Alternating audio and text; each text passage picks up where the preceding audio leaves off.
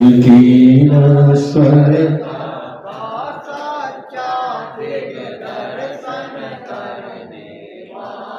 अथवा वह शिव के निष्कंटक पथ में निष्कंटक हुआ हो।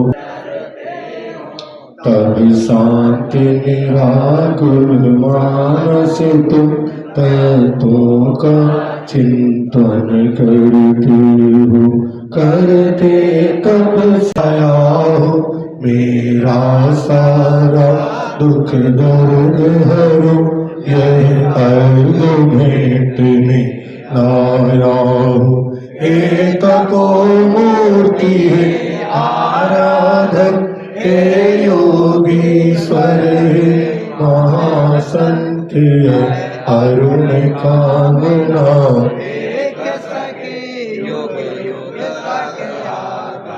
ओम ह्रीम परम पूज्य 108 गुरुवर आचार्य श्री विद्यासागर जी महामुनिराज, परम पूज्य 108 आचार्य श्री समय सागर जी महाराज, साक्षात विराजमान मुनि श्री निर्भीक सागर जी महाराज के पावन चरणों में हम सभी का मन से वचन से काय से अत्यंत भक्ति भाव से महाभक्ति भाव से बार नमस्कार हो। जल फलादि महाअर्घ्यं निर्माण महाराज जी नमोस्तु नमोस्तु नमोस्तु। सभी लोग यथास्थान शीघ्रता के साथ पीछे पहुंच जाएंगे। जिनके 7 उपवास चिन्मय भैया के हो गए हैं आगे आके आशीर्वाद लेंगे, और भी जिनके उपवास हैं वो और सभी पुण्यार्जक परिवार महाराज जी से नमोस्तु करके, और जो लोग पीछे बैठे हैं ओम नमः सिद्धेभ्यः, ओम नमः सिद्धेभ्यः, ओम नमः सिद्धेभ्यः। नीर निधि से धीर हो वीर बने गंभीर, पूर्ण तैर कर पा लिया भव सागर का तीर।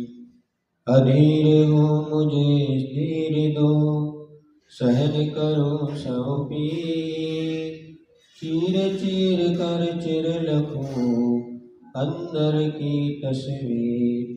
जय बोले अहिंसा परमो धर्म की जय, शासन नायक भगवान महावीर स्वामी की जय, आचार्य भगवान श्री कुंद महाराज की जय, आचार्य गुरुवर श्री विद्यासागर जी महाराज की जय, परम पूज्य मुनिवर श्री निर्भीक सागर जी महाराज की, समस्त मुनि संघ की जय।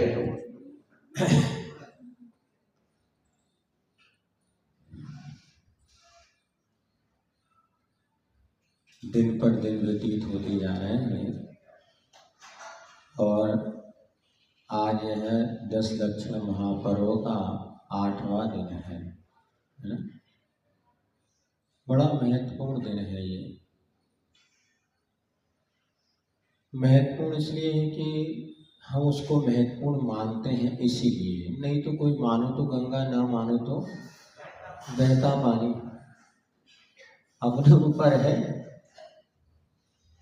भोजन करना ज्यादा महत्वपूर्ण है कि मल विसर्जन करना, ये ज्यादा महत्वपूर्ण। आचार्य श्री कहते थे आपने आहार करके आए हैं तो पूछते महाराज आहार कैसा हुआ, इसकी प्रशंसा अभी नहीं करेंगे, हम कल जब 8 बजे की बात करेंगे। 8 बजे के बाद की भोजन की प्रशंसा करना कि भोजन आपने प्रशंसनीय, प्रशस्त और स्वास्थ्यवर्धक आपका भोजन हुआ कि नहीं हुआ। क्योंकि जब दूसरी जगह मल विसर्जन करने शौच के लिए जाते हैं उस समय यदि सुकून और पेट साफ हो गया तो भोजन बहुत अच्छा रहा, और मल पेट ही साफ नहीं हुआ तो समझना वो आहार प्रशस्त नहीं था। आप देखना कई बार भोजन करने में भले हमें आनंद आता है, किंतु जब पेट क्लियर हो, साफ सुथरा हो जाए, उस समय तो रूखी सूखी हुई रोटी खाने में आनंद आता है। अब पेट तो साफ नहीं हो, बढ़िया 56 प्रकार के भोग सामने रखे, बाबा जी एक और ले लो, अरे भैया कलई को तो माल निकलो नहीं, रात में कैसे ले ले। त्याग का जीवन में बड़ा महत्व है। जितना आप भले कम भी इनपुट हो, किंतु अगर जैसे आप कमरा बनाते हैं ना घरों में, आप मल्टियाँ, बड़ी बड़ी मल्टियों में आप क्यों रहने लगे? कारण कि उसमें हवा आती भी है तो जाने का भी रास्ता बना हुआ है। यदि कमरा तीनों तरफ से पैक कर दिया, मात्र ओनली फॉर एडमिशन, आ सकते हैं जा नहीं सकते, हवा को ऐसा किया जाए तो क्या वहाँ आपको सुकून मिलेगा? चार दीवार होती है, एक दीवार में दरवाजा बना दो, बाकी सब दीवारें पैक रहने दो, तो क्या सुख मिलेगा? अर्थात जितना इनकम ऑफ सोर्स हो उतना आउट ऑफ सोर्स भी होना चाहिए। कुएं का पानी होता है, यदि कोई उसको ना निकाले तो क्या होगा? सड़ने लग जाएगा। और जितना पानी उसमें से निकलता रहता उतनी झिर फूटती है, और वह झिर और कुएं में मीठा पानी ला देती है। तो आज का दिन हम यही कहते हैं कि हमने जीवन में जो जो ग्रहण किया है उनको ग्रहण करने में जितना आनंद आया, त्याग में उसका लाख गुना आनंद है। त्याग में आनंद है कि कष्ट है? कौन भैया चल रहे 7 और 5 हो गए, आनंद आ रहा है कि कष्ट हो रहा है? अब उन्हीं से पूछ जिनको आवाज कले अंथो करके यहाँ उनसे कहा वो का बताया। और जिन्होंने कुछ ना कुछ आनंद तो आ रहा है, वो आनंद कैसा है वो हम शब्दों से व्यक्त नहीं कर सकते। जो भी त्याग तपस्या संयम के साथ व्रतों को व्यतीत कर रहे हैं वो सब दुखी हैं क्या? और जो खा रहे पी रहे वो मस्त हैं क्या? यही तो समझने के लिए परम हमारे बीच में आए कि जो उन्होंने त्याग किया, उसमें त्याग में उनको जो भीतर से आनंद आ रहा है, तो भले आपको किसी को व्यक्त ना कर पाए, किंतु त्याग और संयम का आनंद कितना है। अभी हमारे पास प्रतिदिन लोग आ रहे हैं, बोले महाराज इस बार पर्यूषण में इतना आनंद आ रहा है 10 लक्षण के व्रत उपवास में। क्यों? क्योंकि आपने चाय छुड़वा दी। चाय छोड़ने के बाद जो व्रत उपवास में आनंद आ रहा है, जब चाय लेते रहते थे उस समय तो तकलीफी और ये सब वो आनंद नहीं आता था। अब बिल्कुल याद तो आती नहीं, और इतना आनंद, अब सिर भी नहीं दुखता। नहीं तो व्रत के दिन भी चाय नहीं पियो तो शाम को, क्योंकि उनको इस चीज का अनुभव हो गया कि त्याग में जो आनंद है वो ग्रहण करने में आनंद नहीं है। एक छोटा सा भी बच्चा है और आप उसको 5 का सिक्का दे दो और मंदिर में लेके आओ तो गुल्लक ढूंढता, जब गुल्लक में 5 का सिक्का डाल देता है तब देखो उसको आनंद। दान दे मन हर्ष विषेखे, विषेखे माने विशेष हर्ष होता है। एक पागल भी क्यों ना, उसको भी अगर वो भी कुछ दान करेगा तो भी उसको भी आनंद आता है। तो आज का धर्म मुख्य रूप से तो आत्म की पवित्रता का साधन त्याग है।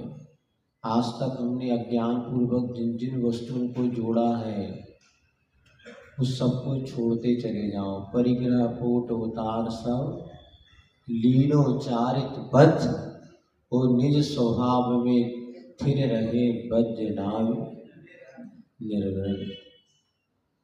चक्रवर्ती को भी सारा वैभव छोड़ना पड़ा नहीं, उसने बुद्धिपूर्वक छोड़ा तभी उसको आनंद है। कितना छोड़ा? कोटि 18 घोड़े छोड़े 84 लक्षान, है ना। इसके पानी पहले इसके आगे कोई दिया, कितने करोड़ों घोड़े हाथी सेना, ये सारा का सारा वैभव बिहाय सागर वारी वाससम, समुद्र पर्यंत भूमि का जो स्वामी था उसने भी वो सबको छोड़ दिया। और हमारा बच्चा अगर कोई थोड़ा सा त्याग कर दे, महाराज पता है 1 लाख रुपये दिया, 1 लाख, अच्छा कमाता कितना है? कमाता तो 50 लाख रुपए। अरे तो क्या एक आई ड्रॉप बराबर आतिशी कहते थे प्रायः कि दान करते समय तुम आँख में जैसे दवाई डाली जाती ना, उतना ही आप लोग दान करते हैं। आई ड्रॉप कितना डाला जाता आँख में? 1-2 बस। तो जितना आप दान करें समझ लो कितना कर रहे हैं, आई ड्रॉप के बराबर। बाकी तो सब अभी आपके पास ही रखा है। फिर भी चलो कोई बात नहीं, शुरुआत तो करते हैं। क्योंकि प्रथम त्याग तो वो होता है कि विषयों का त्याग करना। पंचेंद्रिय की विषयों को जो हमने अंगीकार किया था, जैसे गृहस्थ आश्रम में प्रवेश किया था, कोई बात नहीं, शादी कराना बुरा थोड़ी ना है, शादी तो करानी चाहिए। यदि साधु नहीं बन सकते दूसरा रास्ता है, साधु बनो या गृहस्थ बनो। क्यों भाई साहब, गृहस्थ बनना बुरा है क्या? नहीं है, बहुत अच्छा है, तभी तो महाराज बनेंगे। तो महाराज कहाँ से आएंगे बताओ? जब गृहस्थ आश्रम में जाओगे, सत्संस्कारों से आगे संतति प्रवाह होगा, तभी तो मुनि महाराज बनेंगे ना। और 2 4 5 होंगे तो एकांत बनेगा, और एक ही होगा तो छोड़ ही नहीं पाओगे। और क्या अवाचन महाराज 4 5 भाई थे, हम लोग भी 2 थे, तो एक निकल गया, एक घर में रह गया। अब वो भी जरूरी है, तो ये भी बात है। अब आने वाले जमाने में सबसे बड़ी मुनि महाराज की दुर्लभ इसलिए हो जाएगी कि सिंगल सिंगल तो हो रहे, 2 के बीच में 1। अब कैसे परंपरा, बहुत मुश्किल लगता है। तो यहाँ पे गृहस्थ आश्रम में प्रवेश करना, हाँ, लेकिन गृहस्थ आश्रम में प्रवेश किया तो जिस राग को अंगीकार किया, एक सेवावाद, इस राग का भी हम त्याग करेंगे।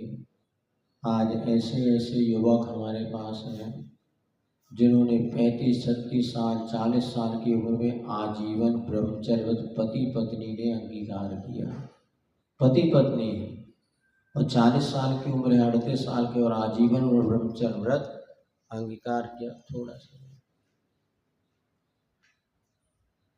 अभी यहाँ जबलपुर के पास तेंदुखेड़ा है ना, वहाँ पर जो पंचकल्याणक हुआ था, उसमें माता पिता बने, बिल्कुल इतना सा लड़का, छोटे छोटे बच्चे, माता पिता आजीवन ब्रह्मचर्य। अभी भी कई लोग आप देख रहे हैं पंचकल्याणक महामहोत्सव में अच्छे संपन्न परिवार के व्यक्ति भी ग्रहण किया, कोई बात नहीं, लेकिन छोड़ने की भी कला होना चाहिए। इसको कहते हैं त्याग। महाराज हम कहाँ पापी, अरे पापी तो छोड़ेगा भैया। कई बार लोग सोचते, अरे महाराज वो आपके बस की बात है, अपने से नहीं बनेगा। क्यों नहीं बनेगा? तो राग को जैसे हमने अंगीकार किया, उस प्रकार से एक सीमा के बाद उस राग को भी छोड़ दो। आवश्यकता थी, गृहस्थ आश्रम में प्रवेश किया, लेकिन सम्यक दृष्टि, जो सम्यक ज्ञानी होता है, उस चीज़ को औषध के समान सेवन करता है। पंचेंद्रिय के विषय वो कैसा सेवन करता है? औषधि। औषधि आप जिंदगी भर लेना चाहते हैं कि कुछ समय के लिए? ले लिया, और जब स्वस्थ होगा तो दवाई छोड़ दो। अब ये बात अलग है कि एलोपैथी में जाओगे तो जिंदगी भर तुम्हें देगा, बीपी की गोली दिन भर खाओ, जिंदगी बीपी की जिंदगी भर दवाई चलती बताते, डायबिटीज़ की जिंदगी भर दवाई है, हर चीज़ की। तो वो औषधि क्या है? वो तो आपको उन्होंने एक प्रकार से income of life, income of source का साधन बना लिया। जब तक बब्बा जीवित रहेंगे तब तक रोज कम से कम 50 रुपये की बीपी की गोली तो खाएगा। एक दिन में कितने 50 रुपये की आती है कि बीपी की दवाई? बहुत सारे होंगे इसमें रोज दवाई खाने वाले हैं। कितने लोग हैं बीपी की दवाई खाने वाले हैं? कोई एक आध? ये भगवान, बीपी की दवाई का, जिनको बीपी लो और हाई होता है और रोज दवाई खाना पड़ता है। हम बता रहे, एक प्रैक्टिकल करके देखना। हाँ, फ्री की दवाई बता रहे हैं, लेकिन नहीं, वो पचेगी नहीं ना, तो 100 रुपये रोज खर्चा हो। ऐसा एक काम करना, सुनो, वैसे अभी एक दिन दवाई नहीं छोड़ना, किंतु पिस्ता होता है ना, 15 पिस्ता को आप पानी में फुला दो सुबह सुबह, और उसके बाद भोजन में खाली पेट पिस्ता ले लो, और जो आप दवाई ले रहे हैं वो भी ले लो। और 15 दिन बाद दवाई, आप एक दिन दवाई मत लेना, पिस्ता केला ले लो, फिर शाम को नापना, फिर 2 दिन बिना दवाई के पिस्ता तो जरूर लेना, फिर नापना, 3 दिन ऐसा कर, फिर 3 दिन बाद फिर दवाई लेना, तो फिर कंटिन्यूस शुरू करके देना। ये पिस्ता दवाई नहीं, किंतु आपको साल भर लेना है, 1 साल का। पिस्ता में कोई आपको दिक्कत तो है नहीं है।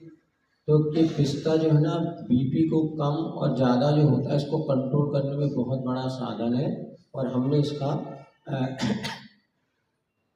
अनुभव किया कि इससे कंट्रोल रहता है। ये सब प्रैक्टिकली दवाई सब प्रारंभ में तो ये लेकर सकते हैं। अब वास्तव में जिंदगी भर में जो चीज़ लेनी चाहते हो वो दवाई कैसी बताओ, वो तो तुरंत आपको करती है। तो त्याग करते ये होता है कि हम इन सब विषयों को भी त्याग दें। दूसरी बात आपको बता रहे थे संक्षेप में कि दान, दूसरा अर्थ आचार्यों लिखा है त्याग माने दान। जो गृहस्थ आश्रम में क्या कर सकते हैं, जो हमने धन का संचय किया उसको हमें अतिथि संविभाग करना है, कुछ अंश उसको दान में देना है। किसको दान देना है? तो पात्र हमारे यहाँ पर रखा है, दाता और पात्र दोनों की खोज होनी चाहिए, तो पात्र भी योग्य हो और दाता भी योग्य हो। लेकिन इतना समझना चाहिए, दान तो आप लोग सब बहुत करते ही हैं, लेकिन दान करने की पद्धति से हमें दान का फल मिलता है। कैसे दान का फल मिलता है? तो आचार्यों ने कहा क्षितिगत मेरुवट बीजम। जैसे बरगद का बीज होता है ना, सरसों के दाने से भी छोटा होता है बरगद, यानी बड़ का पेड़, लेकिन वो बीज अगर जमीन में बो दिया जाए और उसको समुचित खाद पानी मिल जाए तो बड़ा होकर के बहुत बड़ा विशाल वटवृक्ष बन जाता है। जैसे एक सरसों का दाना से भी छोटा जो बीज है आपने जमीन में बो दिया तो करोड़ गुना वो फलता है। उसी प्रकार एक चावल का दाना आपने दान किया तो एक चावल का दाना आपको 1 करोड़ चावल के रूप में फलेगा, ऐसा आगम का वाक्य है। किंतु कैसा होना चाहिए? वो दान जो हमने किया वो बाएं हाथ से दिया तो दाएं हाथ को खबर, दाएं से दिया बाएं को खबर तक न लगे। मतलब दान छपा करके नहीं, दान छुपा करके देना। तो जैसे उन्होंने जब बीज को जमीन में डाला तो उसके बाद मिट्टी लगा दी, किसी को नहीं पता था वो बीज कहाँ गया, लेकिन वही जब अंदर अंकुरित हुआ, आचार्य जयसेन स्वामी ने समय सारजी ग्रंथ के टीका में ये बहुत अच्छा प्रसंग दिया है कि 4 व्यक्ति हैं, एक व्यक्ति बहुत प्यासा है, इतनी जोरों की उसको प्यास लग रही है, लेकिन वहाँ पर पानी मिला नहीं। उसी समय वहाँ पर छाछ बेचने वाला एक व्यक्ति निकला। छाछ माने जानते ना, दही मथने के बाद नवनीत अलग कर दो, बाकी जो पानी पानी बचता ना इसको कहते हैं तक्र। ये अमृत है, धरती का अमृत क्या है? छाछ। लेकिन ये आज बहुत दुर्लभ, लोग दही को मथ देते ना, ये छाछ नहीं है। सुन नहीं रहे, सुन रहे नहीं सुन रहे? हाँ, जो नया व्यक्ति आता है लोग उसी को देखने लग जाते हैं। महाराज तो हमेशा देख रहे हैं, इनको देख लो कौन है, कोई रिश्तेदारी तो नहीं है बनी, कोई बात नहीं, देख लो कोई रिश्तेदारी बनानी हुई या बनी हुई। हाँ, तो क्या कह रहे थे आप? छाछ। ये यदि आप लोगों को अपना बुढ़ापा सुरक्षा में बीमारियों से बचना हो तो दही को मत करके नवनीत अलग कर दो, सादा जो विकृत बनता है 1-2 गिलास छाछ भी भोजन के अंत में ले लो। भोजनांते तक्रम, भोजन के अंत में छाछ लेना। दक्षिण भारत में आप जाएंगे सब लोग लेते हैं, यहाँ वहाँ की दवाई खानी नहीं पड़ेगी, लेकिन पानी जैसे आप इनके बिल्कुल मत करके इतना गाढ़ा बना देते हैं। और भक्तों की ऐसी बलिहारी, वो तो आपको सादा लेने नहीं, कुछ ना कुछ मिला देंगे, ये करें नहीं, बिल्कुल पानी जैसा जो होता है जिसको कि फेंकने लायक तुम्हें दिख रहा हो, लेकिन वही तुम्हारे शरीर की गंदगी को फेंकेगा। अंत समय में छाछ आदि चलाने, तो वो कह रहे थे कि छाछ प्यास लगी थी, छाछ बेचने, छाछ वाला आया। वैसे छाछ कभी बेची नहीं जाती है, छाछ दूध दही ये बेचते नहीं थे, कई लोग आज भी नहीं बेचते। तो उसने कहा भाई मुझे प्यास लग रही, छाछ दे दो। बोले साहब छाछ तो दूंगा, लेकिन बदले में मुझे क्या दोगे? तो उसके बाद हीरे का एक हीरा लगाता है, कोहिनूर हीरा, जो कि 50 करोड़ का था। तो उसने कहा कोई बात नहीं, तुम मुझे छाछ दे दो, भले बदले में हीरा ले लो। तो उसने हीरा उसको दे दिया और बदले में 1 गिलास छाछ ले लिया। पहला उदाहरण आया समझ में। अब दूसरा व्यक्ति था, उसके क्या हुआ, बर्तन मांजना था। अब बर्तन मांज रहा था, घर में देखा तो राख कहीं मिली नहीं, तो वही एक छोटे से संदूक में गज मोती रखे थे, और गज मोती में एक एक मोती 5-5, 10-10 हज़ार, 20 हज़ार का एक मोती था। ऐसे 50 मोती उसके पास रखे थे। तो उसने कहा 50 मोती निकाला, मांझी जैसे आग लगाई, माचिस करके जला करके मोतियों की राख बना दिया, और चलो बर्तन को मांजना है, मांज चलो, तो राख कहाँ मिलेगी। तो बर्तन को मांजने के लिए मोतियों को जला करके राख कर देना, ये दूसरे व्यक्ति ने काम किया। तीसरे ने क्या किया, खेती करी, और खेती में उसने क्या किया, जो कोदो मानो, कोई भी ज्वार मान लो, ज्वार की खेती करी। अब ये मेरी खेती कोई नष्ट ना कर दे, तो उसके बाद एक चंदन का बगीचा भी था। चंदन जानते ना, फुकट को चंदन किस मोरे नंदन, मंदिर में जाता तो किस लगे अंदर। तो चंदन का एक उसका जंगल था, उसने जंगल को काटा और उससे उस ज्वार की रक्षा के लिए चंदन की बाड़ी लगा दी। पता है चंदन की बाड़ी कितने की थी? इधर ज्वार की पूरी फसल की कीमत होगी 5,000 रुपये, तो चंदन से जो भाई उसकी कीमत 50 लाख रुपए। 5,000 की खेती के लिए 50 लाख की बाड़ी लगाई तीसरे व्यक्ति ने। अब कौन बचा? अब एक महिला थी और उसको क्या है, ये एक सिल्ला था, उसकी साड़ी या कपड़ा को फट गया तो क्या करे, तो उसको ब्याह में एक हार मिला था, 9 लाख का हार, 9 लाख का हार था। तो उसने हार को तोड़ के फेंक दिया, धागा निकाल लिया, उसमें से अपनी साड़ी सिल ली। कितनी बातें हो गई भैया? 4 हो गई। अच्छा, पहले छाछ, दूसरे राख, तीसरा चंदन की बिगाड़ी, और चौथा, ये चारों काम मूर्खतापूर्ण हुए कि विवेकपूर्ण हुए? नहीं है सब। माता आपने अपने बर्तन मांजने के लिए मोतियों की राख कर देना, एक गिलास छाछ के लिए रत्न दे देना, और इसके लिए वो खेती की, ज्वार की खेती के लिए चंदन की बाड़ी लगाना, और कपड़ा सिलने के लिए धागा तोड़ लेना, 9 लक्का को फेंक देना। ये चारों कार्य मूर्खतापूर्ण हुए। लाभ तो मिला इसमें, किंतु घाटा ज़्यादा हुआ कि फायदा ज़्यादा हुआ? तो ये मूर्खतापूर्ण। इसी प्रकार आचार्य का ख्याति, पूजा, लाभ की चाह को लेकर के जो दान देता है, पूजा करता है, तप करता है और अनेक प्रकार के धार्मिक अनुष्ठान करता है, उसके सब इसी तरह मूर्खतापूर्ण कार्य के जैसे व्यर्थ चले गए, इसी प्रकार उसका सब व्यर्थ चला जाता है। ये बात कोई नहीं बताएगा, क्योंकि अभी बता देंगे तो मुश्किल हो जाएगी, कल तुम और देना बंद कर दोगे। आजकल तो लोग भैया तुम्हारा नाम करेंगे, दो एक माचिस की डिब्बी भी हमने देखा था, माचिस की डिब्बी रखी होगी, हाँ माचिस, उसमें चिट्ठी चिपका दी, फलाने चंदी ने मंदिर में माचिस दान की। हमने कहा हो भगवान इसका कल्याण जरूर होगा। हमने पूछा ऐसा क्यों? बोले महाराज परंपरा से उनको पता चलता कि दान करना चाहिए। अच्छा, एक माचिस की डिब्बी में 2 रुपए की 10 पता नहीं कितने की आ गई, 5 रुपए की डिब्बी आ गई, उसमें उसके पूरे खानदान का नाम लिखा था, फलाने चंद जी ने मंदिर में माचिस दान करी। बताओ, आग लगा के पिला दी तो नाम भी आज हमारे मन में जब नाम की चाह आ जाती है तो हर चीज में हम नाम देखते हैं। और आज ये भी चल भी रहा है कि सबको भैया नाम मिलेगा, तुम तो करो, तुम उसका नाम करें। ये सामने वाला उस नाम को कर, अलग बात है। अपन यदि इस प्रकार तपस्या भी कर रहे हैं और ख्याति पूजा लाभ के चाह, तो देखो कितना घाटा है। एक गिलास छाछ के लिए और तुमने रत्न को छोड़ दिया। अरे किसी ने थोड़ी सी प्रशंसा कर दी, अपन ने चाह लेकर के ब्रश किया और वो अपने इतनी तपस्या का पानी भर गया। कहते चने के झाड़ पे न चढ़ाओ, हाँ चने के झाड़ पे मत चढ़ाओ। हम सोचते चने का झाड़ कितना बड़ा होता है, ये इसके समान होता, खजूर अजूर के समान। फिर बाद में पता चला मुझे इतना सा ना, उसमें कोई चढ़ ही नहीं सकता, फिर भी लोग चढ़ाते। तो यदि अपन ने ख्याति पूजा लाभ के लिए दान देते हैं तो आचार्य कहते हैं बट वृक्ष के बराबर फल मिलेगा, और जहाँ ख्याति पूजा लाभ आ गई तो चने के झाड़ के बराबर फल मिलेगा। फल तो दोनों में मिलेगा।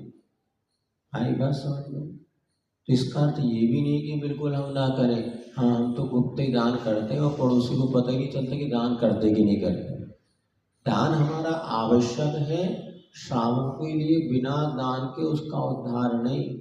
और ये तो निश्चित मानना, जो हमने अपनी मेहनत से कमाया है उसको दान पुण्य करके चले जाओगे तो भव तक आपके साथ जाएगा।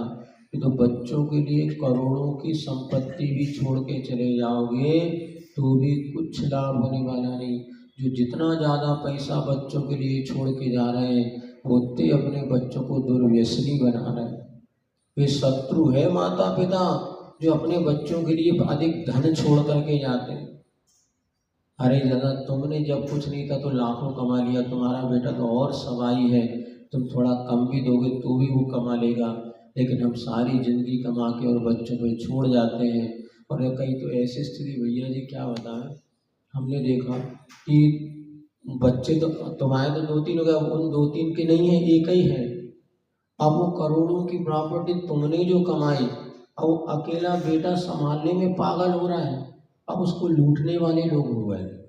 देखो पहले 4-5 भाई होता था, मानी 20 एकड़ जमीन आपके पास है, तो खेती है, इधर दुकान भी है, इधर प्रॉपर्टी है, इधर गल्ले का व्यापार है, इधर सोने चांदी, और लड़का कितना है महाराज, एक ही लड़का है हमारा, उस एक लड़के का कितना लड़का है, उसका भी एक ही है। अब ये सारी प्रॉपर्टी कौन संभालेगा, कोई भरोसा नहीं, कोई रहने वाला नहीं। और वो जो बच्चा भी भयभीत है घर से बाहर, क्यों, इतनी संपत्ति का मालिक है, यदि कम पैसा होता तो निडर होकर घूमता था।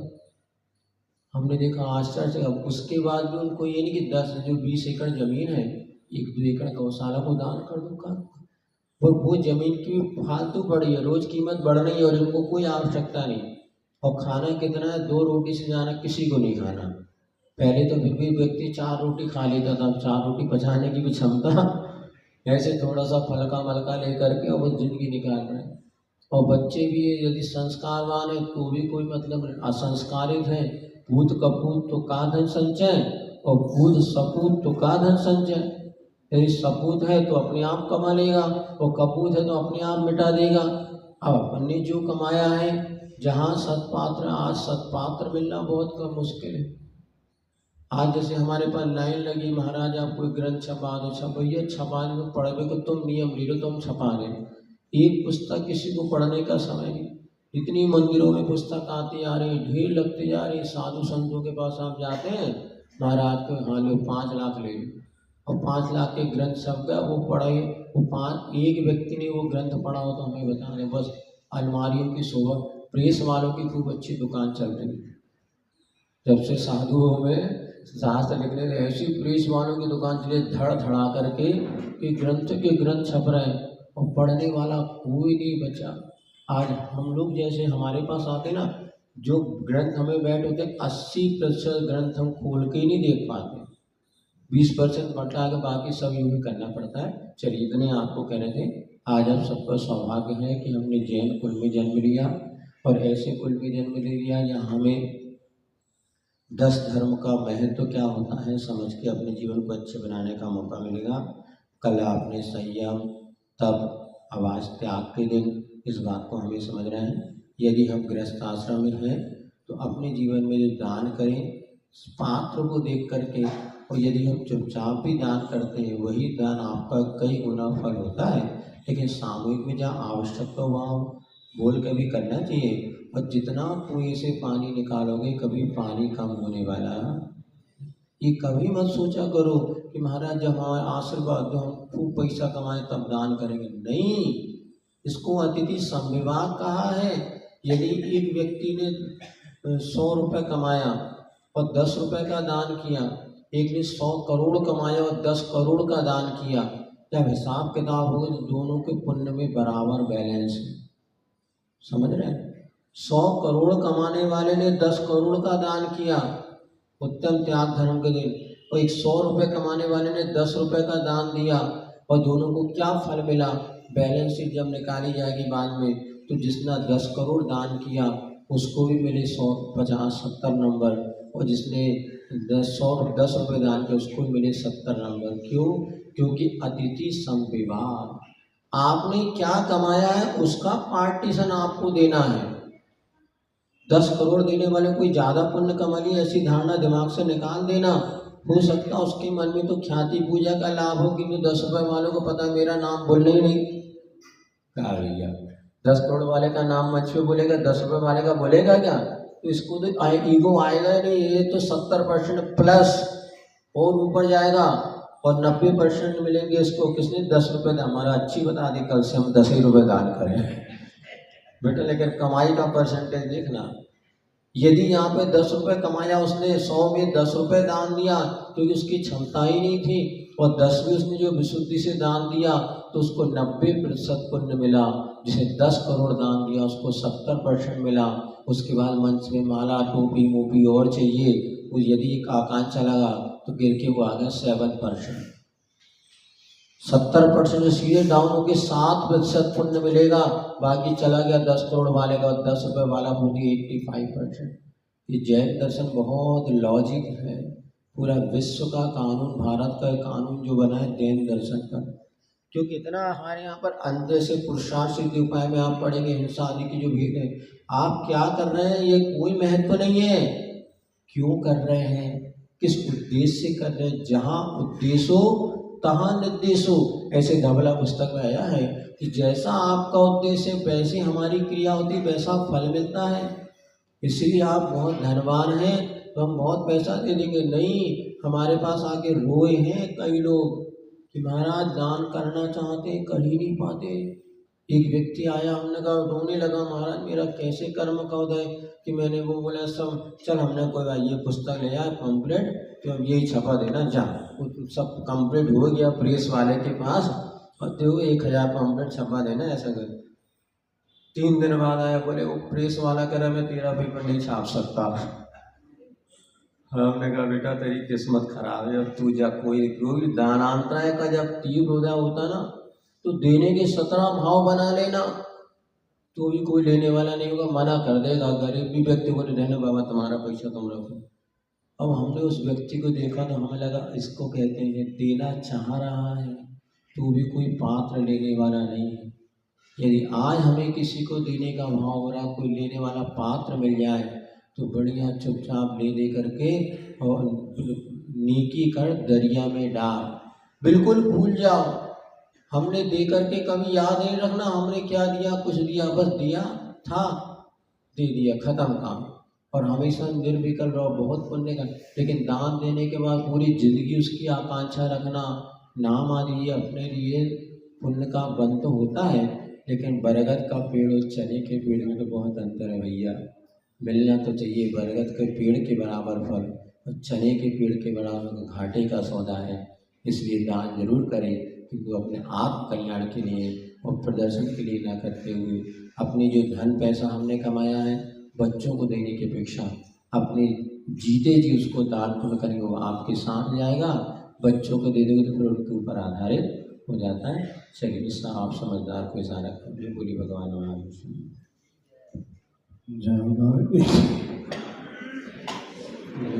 कालो स्वामी मस्तक सदा दे तुम हे जिनवाणी भारती और जपाद करे, जो तेरी शरणागत सो पावे सुख चैन। देव भजो अरहंत को गुरु सेवा निर्ग्रंथ, दया धर्म पालो सदा यही मोक्ष का बंध।